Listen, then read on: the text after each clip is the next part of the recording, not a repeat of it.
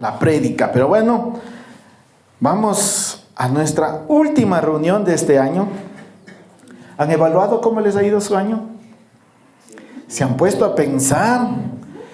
Como tradición aquí en el país, ¿no es cierto? Tenemos de que hay que quemarle al viejo pero al año viejo no al viejo. Hay que quemarle al año viejo para que nos vaya bien. Y otros dicen, pero dale duro, cosa que el pobre muñeco de trapo, ¿sabes? Está como uno con el palo, ¿verdad? Y otro se saca la correa, te voy a quemar porque me fue mal, porque esto, este otro. Y hay algunos que sacan toda la ira, hay algunos que sacan todo lo cargado durante todo el año. Vamos a hacer una actividad al finalizar el culto, pero les dejo con esto de que, ¿qué vamos a hablar? ¿Qué vamos a hacer? ¿Qué vamos a tratar el día de hoy? Y el día de hoy el tema se llama entrega y confía. Para los que estuvieron hace un año, voy a tomar parte de la prédica que tuvimos hace un año aproximadamente. ¿Por qué? Porque es muy oportuno retomar las cosas que hicimos. Pero antes de entrar a esto, ¿alguien de ustedes ha cogido algún bultito, algún regalo, alguna de sus cosas? Ha ido al terminal, ha puesto ahí, paga, le dan un voucher y le ponen de parte de quién, para quién, con el número de cédula. ¿Y a eso cómo le llamamos? Ahí te envío la guía, sí, la guía, pero por ahí dijeron, encomienda. Te envío la encomienda. Y bueno, ¿y en qué consiste la encomienda? Tú envías una X cosa a una X persona por un X valor, ¿verdad? Y cuando nosotros hacemos ese tipo de cosas, lo único que hacemos es, tomas la foto del voucher, te envío la guía, y al siguiente día le dices, tienes que retirar a partir de las 8 de la mañana, a partir de la tarde, a partir de todo lo que uno tenga que hacer o lo que haya enviado. Y dependiendo del tamaño de bulto, uno también paga, ¿verdad? ¿Y qué es lo que hace nosotros de esto? Yo pagué por un servicio. ¿Y qué haces tú? ¿Pagaste? ¿Entregaste? Y confiaste. ¿Por qué? Porque le estás preguntando cuál es el nombre del chofer. ¿En qué número de bus se va? ¿Es guapo el chofer? ¿Es guapa la azafata? Pero seguro va a enviar. No se olvidará, verá que es muy importante esto. La verdad que no, al menos que nosotros seamos primerizos y sea la primera vez y sea algo muy importante que le estamos mandando, sí está pendiente, ¿no? Pero verás, tiene que ir a tal parte, a tal lugar, es de tal empresa, de tal cosa y todo, y estás pendiente toda la noche, estás pendiente, ni siquiera duermes. Pero eso cuando es la primera vez y cuando envías algo muy importante.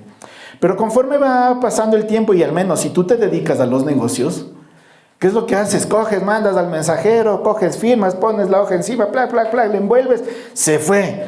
Y al siguiente, le envías al cliente, se fue. Y al siguiente día te llega el mensaje de gracias, ya me entregaron, no hay ningún inconveniente, dependiendo de la empresa porque uno envíe. Es decir, se reduce ese temor. ¿Por qué? Porque estás confiando. Estás confiando y estás entregando a alguien lo que tú tienes que hacer. Al menos que tengamos un poquito de paranoia. Vamos a estar, ¿y por dónde está? Y ya llegas, ¿y por dónde está el bus? ¿Y tiene GPS? Como que fueran nuestros hijos cuando cogen algún recorrido y ahora tienen las apps, las aplicaciones en las que sabes por dónde está y por dónde está yendo y a cada rato está actualiza. O le envías la ubicación en tiempo real. Aunque es por un tema de seguridad en la actualidad, pero no hay que caer en el otro lado, ¿no? ¿Cierto? Confía. Estamos confiando. Y como les digo, conforme aumenta esta frecuencia, la confianza va aumentando. Uno deja ya que pase, uno deja ahí y uno empieza a confiar. Entonces, en este ejemplo que yo les pongo en este momento, hay 3 palabras. Y estas 3 palabras son entregar, confiar y esperar. Y estas 3 palabras son 3 verbos. Es decir, son 3 acciones que las vamos a ver. ¿Estará en alguna parte estas 3 palabras? ¿Será que está en la Biblia? Y cuando estamos nosotros terminando un año, nos ponemos a recordar, ¿cuántos se propusieron bajar de peso en enero del 2023? Solo yo. No, ¿cuántos dijeron, voy a hacer fitness este año? ¿Cuántos dijeron, voy a tener cuadritos? Y lo que hicieron fue poner un alambre de malla y se arrimaron a ellas. Y se notan los cuadritos. ¿Qué propósitos te pusiste el año anterior? No, ahora sí voy a llevarme bien con mi esposa, ahora sí voy a llevarme bien con mi esposo, ahora sí voy a estudiar, ahora sí voy a crecer, ahora sí me voy a casar. Algunos ya algunos ya lo van a cumplir. Unos dijeron, no, este año sí voy a buscar a la mujer correcta, al hombre correcto. Otros en cambio vinieron y ¿qué dijeron? Ojalá me llegue alguien bonito, alguien buenito, alguien alhaja. ¿Alguien qué? Bueno, bonito y barato. Alguien BBB, dice. Bueno, bonito y barato. Pero cuando nosotros empezamos el año anterior, empezamos con muchas expectativas.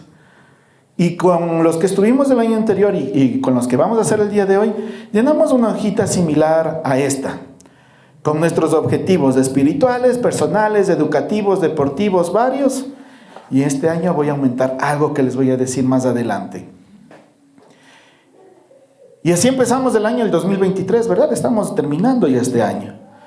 Y ahora, ¿cuánto de eso cumpliste? Ay, ya se nos fue la sonrisa. ¿Cuánto de eso cumpliste? ¿Cuánto de eso lo hiciste? Y tenemos nosotros objetivos individuales, tenemos objetivos colectivos, y esos individuales es mucho más fácil porque casi todo depende del 100% de mí, casi. Pero hay objetivos en familia, en lo que ya somos esposa y esposo, y después con hijos. Y esos objetivos, muchos de ellos se trasladan acá a la iglesia, objetivos como iglesia. ¿Y se han cumplido esos objetivos? Y suele venir un pensamiento muy común a nosotros cuando estamos en esta condición. ¿Sí le han visto al vecino cómo se compró el carrazo? Yo no sé, Diosito, cómo hace, pero cómo remodela la casa. Y yo sigo con el mismo piso, sigo con el mismo parquet, sigo con la misma refri y ella va cambiando de 3 carros. Me muero, vecina, vea, diría el Michel. Hija, me muero. Y ese simple comentario que hacemos, dice, vea, hasta está más flaco. Está guapo, bello, hermoso, hermosa. Y yo que voy a la iglesia, yo que no fumo, no tomo, no bailo pegado, dicen por ahí otros. Tengo gastritis. Yo que me porto tan bien, con cálculos en los riñones. Yo que predico la palabra, yo que estoy ahí, me va mal, y a ese otro, que ni siquiera va a la iglesia, le va mejor. ¿Por qué? Porque nosotros vemos lo que el hombre ve, pero Dios está viendo tu corazón. Y ese pequeño comentario que nosotros vamos haciendo, con el tiempo nos empieza a carcomer. Y es una puerta inmensa la que abrimos. ¿Por qué? Porque nos empezamos a fijar en lo bueno o en lo malo que le está yendo a la otra persona, y no en lo que yo soy, no en lo que yo hago, no en lo que Dios me permite vivir, me permite hacer. Yo, Dios mío, estoy trabajando bien bonito, ganándome el sueldo para la familia, y vienen y me chocan el carro parado. Y lo que hice ese momento ya se fue en el choque. Dios mío, ¿por qué? Y nos llenamos de un sinnúmero de porqués. Y nuevamente esas cosas nos desenfocan del objetivo. Nos desenfocan de nuestra mirada en Dios. ¿Por qué? Porque se convierte en una envidia, se convierte en una crítica, se convierte en una queja, se convierte en tanto. Y no nos damos cuenta de todas las bendiciones que Dios nos ha dado. Si no, pregúntenle a Martita cómo pudo ver la mano de Dios. nos podemos dar cuenta de que mucho más allá de eso nos sentimos amados. Dios está con nosotros, mueve a personas que ni siquiera nunca nos imaginamos que están ahí. Se mueven muchas cosas a nuestro alrededor y podemos ver la mano de Dios a través de un problema. Y ese objetivo se cumplió, que es la unión familiar. Pero cuando nos enfocamos en ese tipo de cosas, no sabemos cuál es el objetivo de Dios en nosotros. ¿Sabes cuál es el objetivo de Dios en ti, individualmente? ¿Sabes cuál es tu propósito de vida? Y cuando no trabajamos con una vida, con metas, con propósitos, con algo de decir, Dios, ¿a dónde voy? Simplemente lo que hacemos es como que estuviéramos en alta mar, izamos vela, Dios mío, ¿y a dónde me lleves? Y se pierde el sentido de vivir. Ya no te da ganas de vivir. Dios mío, ¿para qué vivo? ¿Para que me choquen de nuevo? ¿Para que vaya de nuevo al hospital? ¿Para que esté mal de mi salud? ¿Para que me pelee de nuevo con mi esposa? ¿Para tener esto, este otro? Y eso es ¿por qué? Porque no tenemos una vida, un propósito. Y hay un hombre muy importante, de los más importantes que hay en la Biblia, y es David. David, un hombre conforme al corazón de Dios, que tuvo que pasar muchas cosas. Y él lo dice de esta manera. Vamos a ir por favor a Salmos 37. Abran su Biblia, aprendan su Biblia, saquen su esfero o escriban en su blog de notas.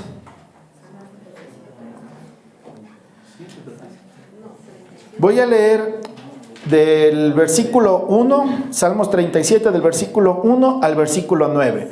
Voy a leer en la traducción del lenguaje actual y en la versión Reina Valera. ¿Y qué es lo que te dice? Si tú estás, ¿no es cierto? Estás, pero ¿por qué a mí sí y a él no? ¿Y por qué a él no y a mí sí? El Salmo 37:1 dice, no te enojes por causa de los malvados, ni sientas envidia de los malhechores. Uy, golpe bajo fue ese. En el versículo 2 dice, pues son como la hierba que al cortarla pronto se seca. ¿Sí se han dado cuenta que son alegrías temporales? Es como cuando tú regalas un juguetito a un niño. Yo quiero ese juego, yo quiero ese juguete. La primera semana, pero pasa, hasta duerme con el juguete. La segunda semana ya le deja a un lado. La tercera semana ya se olvidó. Ya quiere otro juguete. Ya quiere otra cosa. Y eso es lo que pasa cuando ves la maldad en otras personas. Y esa maldad se ve incrementada en una economía, en un cambio de vehículo, en un cambio de lugar, en algo en lo que a ti te puede causar cierta envidia. Pero ¿qué es lo que te dice? Que va a ser como la hierba, pronto se va a secar. Y aquí te viene algo que tienes que hacer tú. En el versículo 3, tú debes confiar en Dios, dedícate a hacer el bien, establécete en la tierra y mantente fiel en Dios. Hay muchas cosas que Dios nos manda hacer. Confiar. ¿Tú confías en Dios? Una vez más, ¿tú confías en Dios? ¿En serio? ¿Confías en Dios? ¿Y por qué pasas estresado? ¿Y por qué pasas con la incertidumbre de qué va a pasar el día de mañana? ¿Por qué te aferras a las cosas materiales? ¿Por qué te dañas tu corazón pensando en el qué va a suceder mañana? Y ahora les pregunto nuevamente, ¿confías en Dios? A pesar de... Y cuando nosotros vemos esto de confiar en Dios, nos cuesta. Es fácil decir, sí, yo confío. Y peor, dependiendo del temperamento que tengas. Si eres un temperamento colérico y le designas una actividad a alguien, tú vas a estar atrás viendo qué haga. Y con el tiempo, o sea, ¿en realidad confías? Cuando le entregas alguna actividad a tu hijo, ¿confías? Sí, pero es que está todavía aprendiendo, tengo que ver que haga bien. Y peor todavía, si quieres que las cosas salgan bien, Tienes que hacerlas tú mismo. Si tienes ese pensamiento, se te va a hacer muy complicado el confiar. Y en el versículo 37 dice, versículo 4 dice, entrégale a Dios tu amor y Él te dará lo que más deseas. En la versión Reina Valera nos dice lo que nosotros decimos de memoria: deleítate a sí mismo en Jehová y Él te concederá las peticiones de tu corazón. Eso en Reina Valera, y lo decimos, ¿no es cierto? Pero nos cambia la concepción de deleitarse en la presencia de Dios cuando leemos en el versículo 4 en el lenguaje actual: entrégale a Dios tu amor. Deleitarse es entregarle tu amor a Dios. ¿Cuántos están enamorados? Hablando sentimentalmente de una pareja. Se notan los que están de novios, no recién. Se notan los que ya van unos 10 años de casado y los que van 40 solo regresaron a vernos. No sé si es que eso es motivante para acá o desmotivante. Pero ¿qué es lo que haces tú cuando le entregas el amor a una persona? Como yo suelo decir siempre, el animal más bruto del mundo es el hombre enamorado. Entiéndase hombre como especie, ¿no? Hombre y mujer. ¿Por qué? Porque no entiendes razones. No entendemos razones. No te conviene, ahí mismo está. No te vayas, ahí mismo está. No hagas esto, ahí mismo está. No te importa viajar kilómetros. No te importa estar 2, 3 de la mañana en el chat y conversando de qué, de lo mismo y de lo mismo y de lo mismo. Pero qué bonito que es en ese momento cuando se está enamorado, ¿verdad? Te sientes en contacto a través de unas letras. Pero te das todo. Te das todo. Ahora eso, tú lo has hecho con Dios.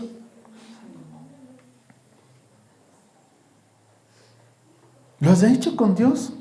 ¿Le has entregado tu amor a Dios? Porque si tú le entregas tu amor a Dios, ahí quiero hacer una analogía de acuerdo a la pareja. Tú cuando estás enamorado, ¿haces algo malo por la pareja?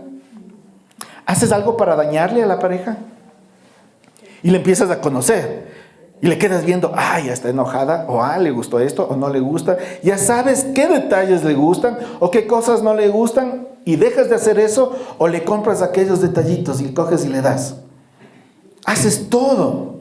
Y por eso te dice, entrégale tu amor a Dios. Porque si tú le entregas tu amor a Dios, te vas a dedicar a leer la Biblia, te vas a dedicar a pasar tiempo con Dios, vas a dedicar a pasar tiempo con el Espíritu Santo.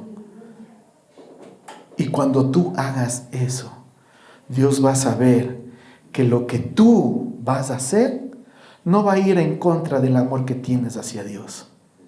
Y por eso te dice en el siguiente, en lo demás, y Él te dará lo que más deseas. Porque tus deseos ya no van a ser de la carne. Tus deseos ya no van a ser solo para satisfacerte, sino que va a ser ¿para qué? Para complacer el gran amor que Dios te está dando a ti. Ahí nos cambia completamente la perspectiva y no se convierte en que yo voy a la iglesia para que Dios me dé esto. No se convierte en el que yo voy a la iglesia para que Dios me cumpla mi capricho, sino que yo voy a la iglesia, yo voy a las reuniones, yo leo la Biblia porque le estoy entregando mi amor a Dios.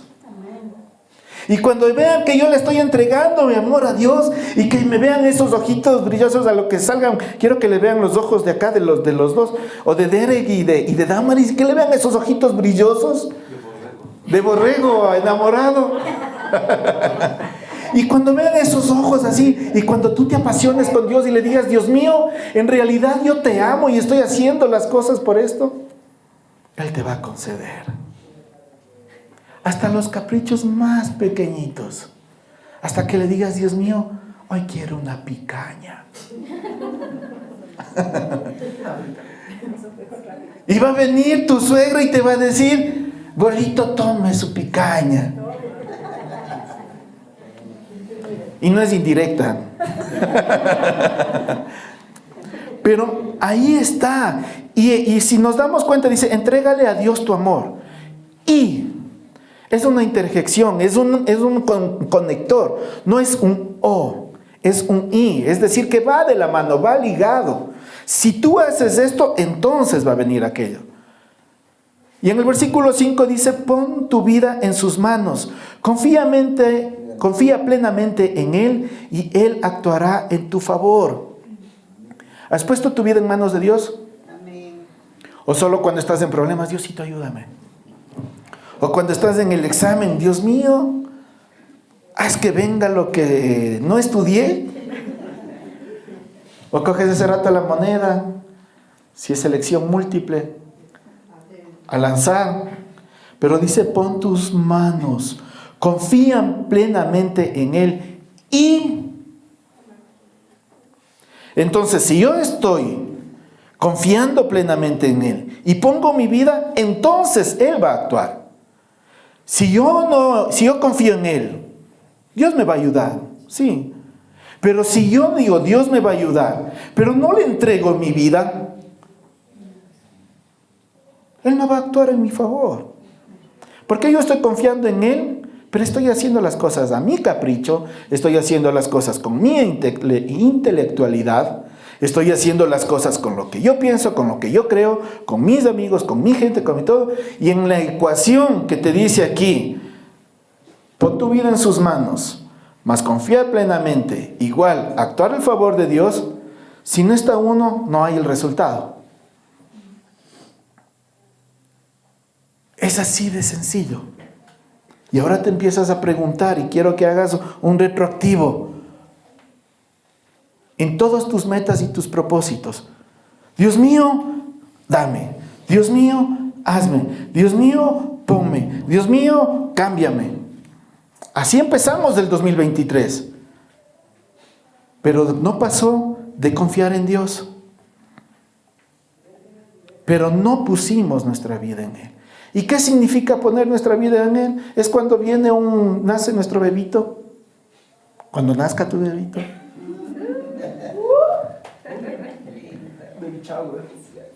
Él está completamente, o ella está completamente en sus manos.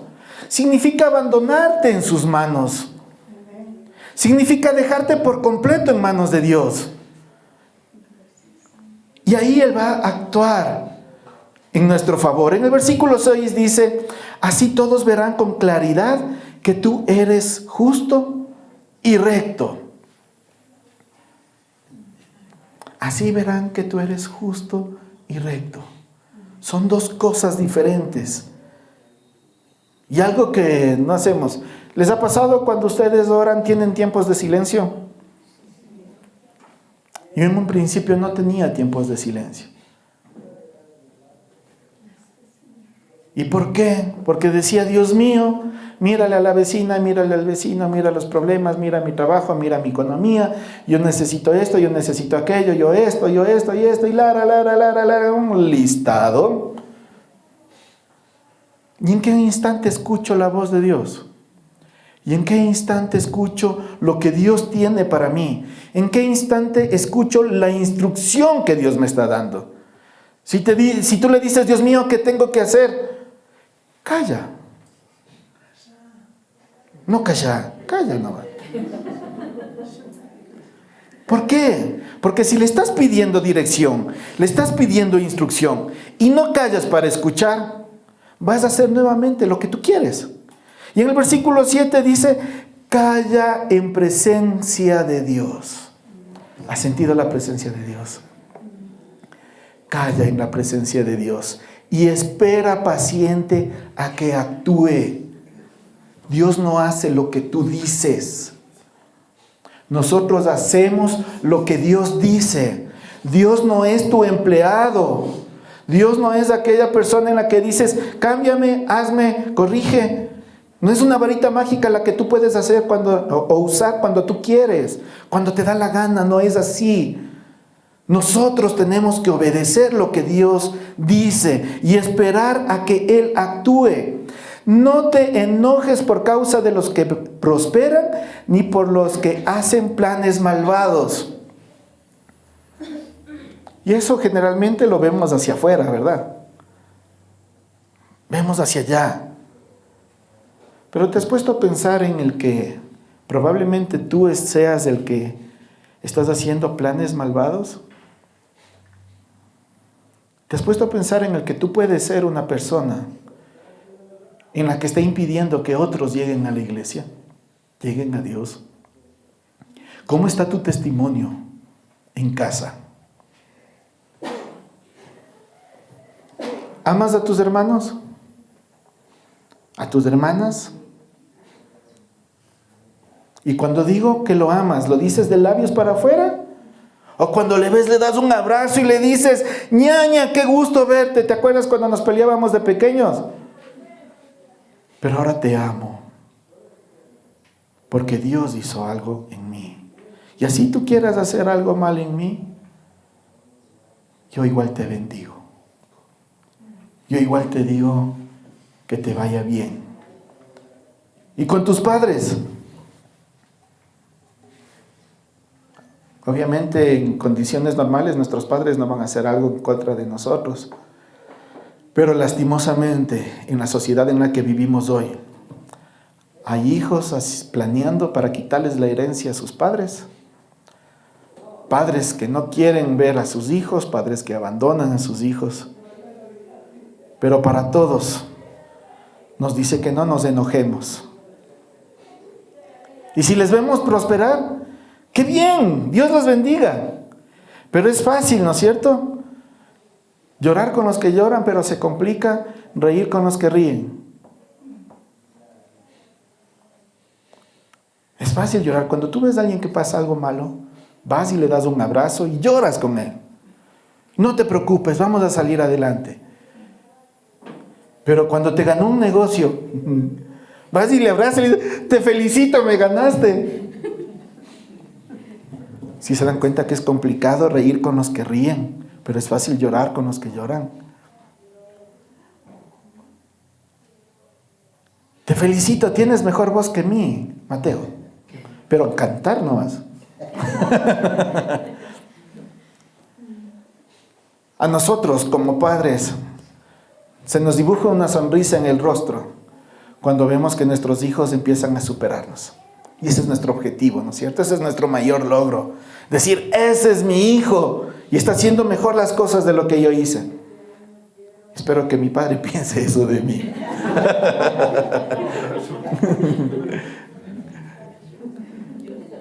¿Por qué? Porque esa alegría de ver de que otros están mejorando lo que yo hago, debería ser, con todos. Se me quedó. Regálame un vasito. Sí hay. Gracias. Ese sentimiento debería ser con todos. Y que podamos decir en el nombre de Jesús, todos los que están aquí presentes van a ser mejor que sus pastores. Van a ser mejor que sus líderes. Van a ser mejor que los que les capacitaron. Y es bonito ver eso, porque hay personas que nos capacitaron a nosotros. Y es hermoso cuando se acercan y te dicen, me alegro mucho.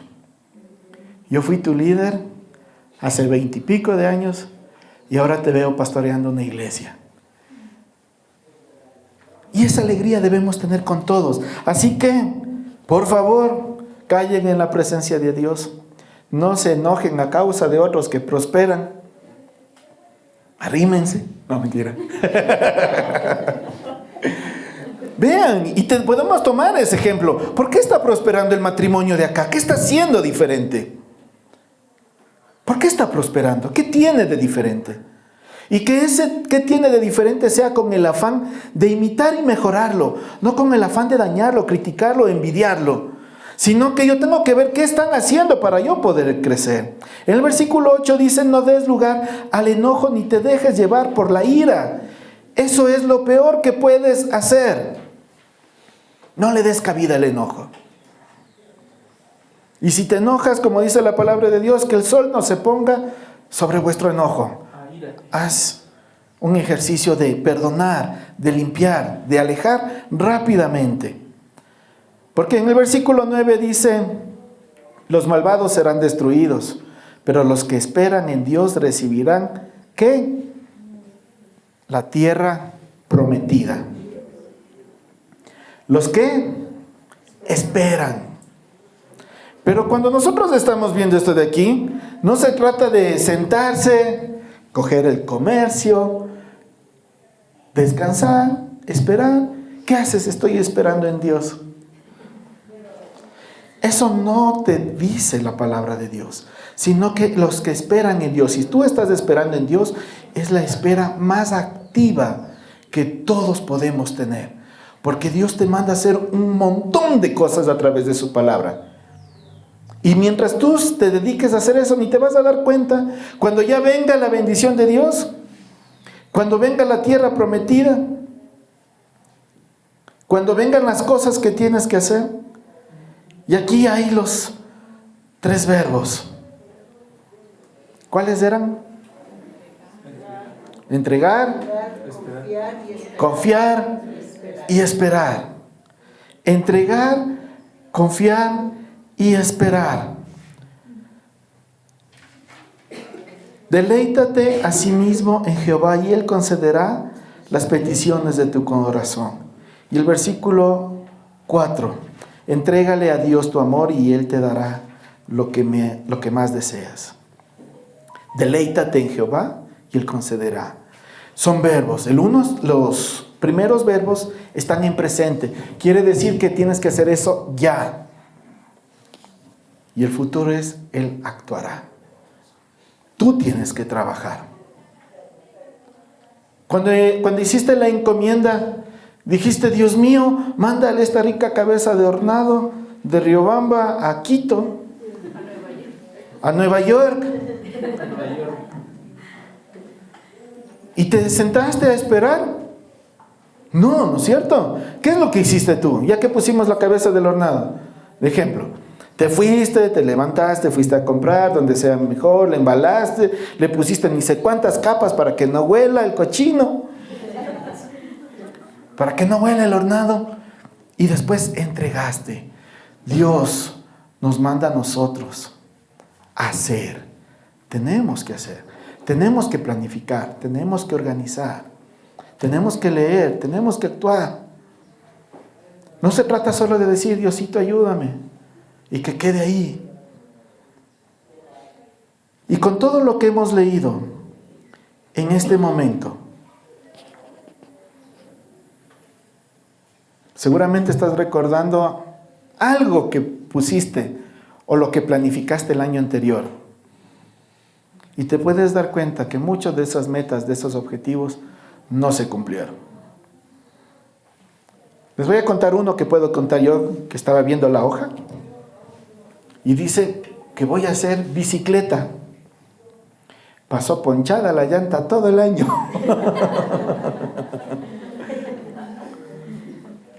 De ese listado que yo hice, un 80% se ha cumplido. Un 20% no se ha cumplido.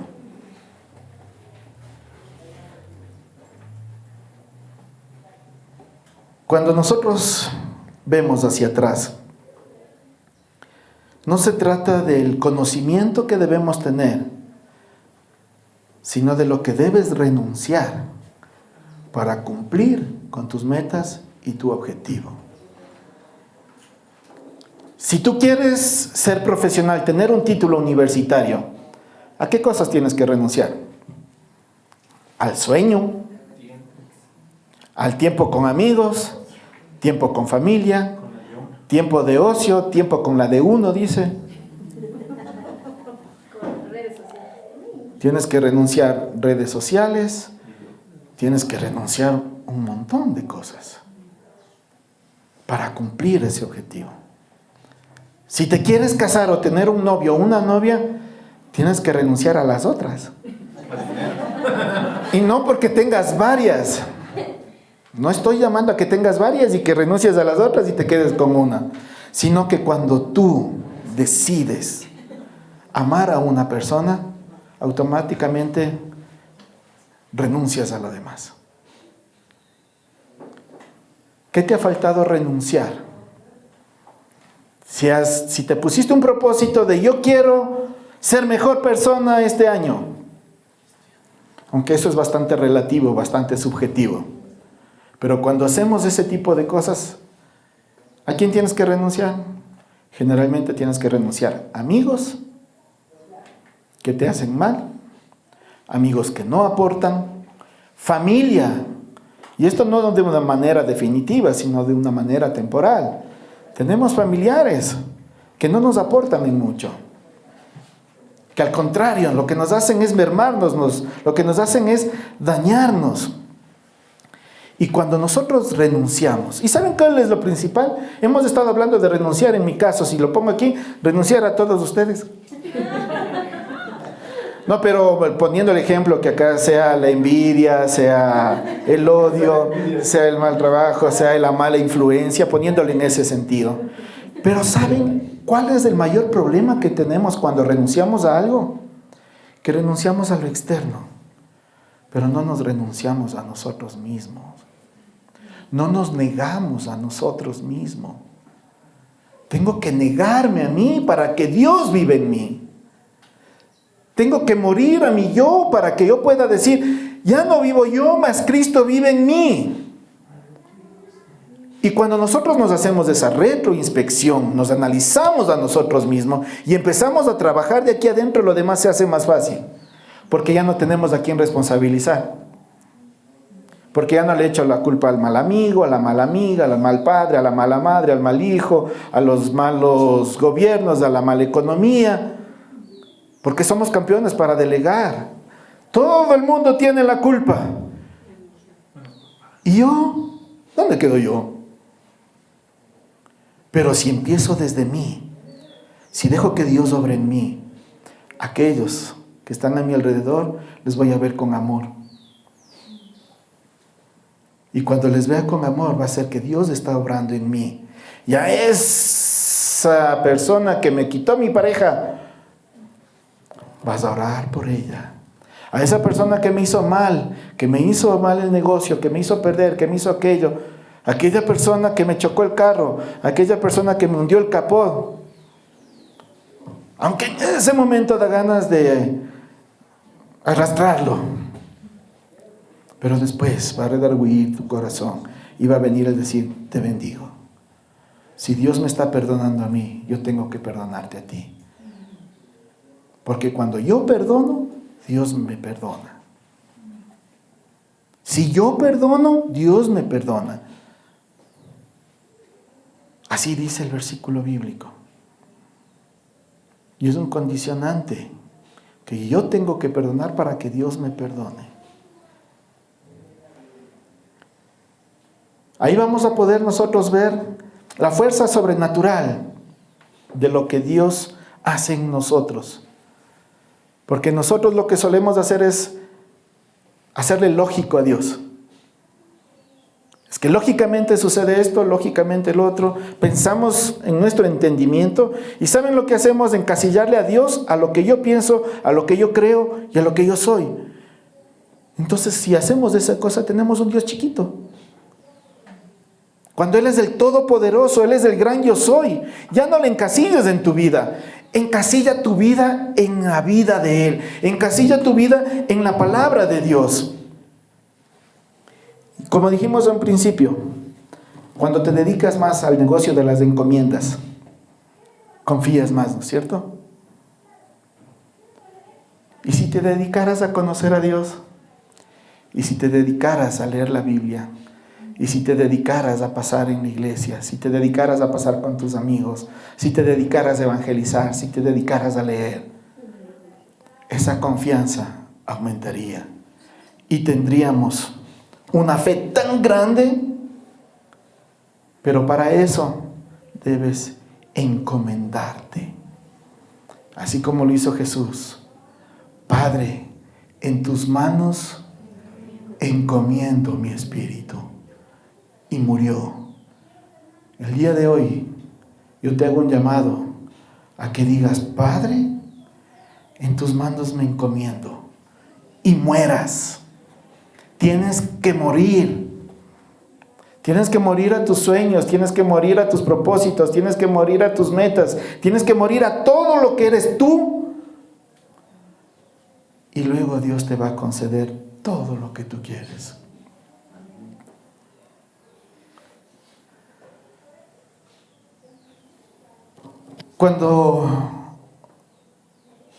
Antes de casarme con mi esposa, hicimos una oración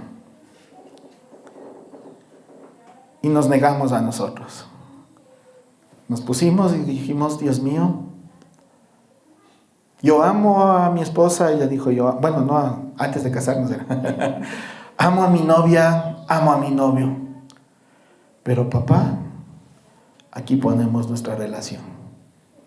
Si no tiene que caminar, si no tiene que ser, que no sea. Pero nuestro anhelo es de estar juntos. Le entregamos, lloramos, porque estás entregando a la mujer que amas. Y con la posibilidad o la opción de que Dios diga no. Y nos dejamos, lloramos, y de eso ya son 15 años. Y seguimos llorando, dice.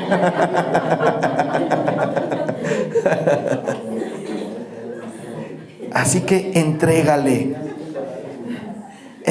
tu vida, entrégale tus sueños, encomienda, entrega, confía y espera.